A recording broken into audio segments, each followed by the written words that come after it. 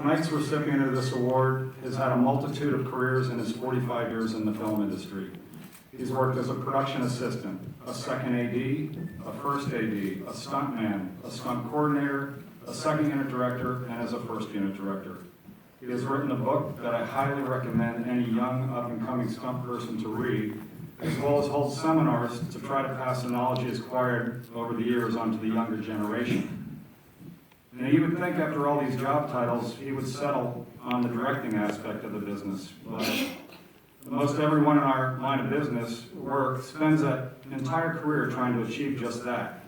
But his love and passion for designing and stunt coordinating large action sequences kept bringing him back to the playing field.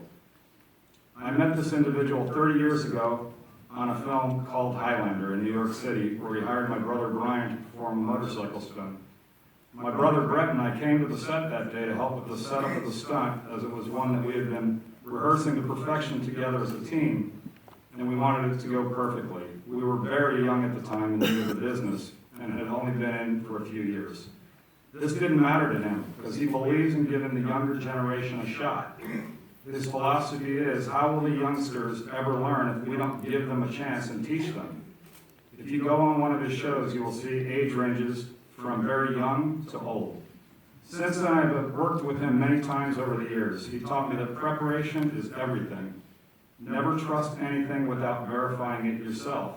He once sent me halfway across Prague to physically touch and check the crane we were going to rent for the stunt. It took me an entire day, but we knew the right piece of equipment would be there on the day. He also taught me to rehearse, rehearse, and rehearse. There is no excuse for failure, and no one to blame but yourself if you do fail. I have followed those lessons throughout my career and have benefited from doing so. He is a perfectionist, has a heart of gold, and his resume is vast and his reputation impeccable. So let's take a moment to look at some of his work over the years.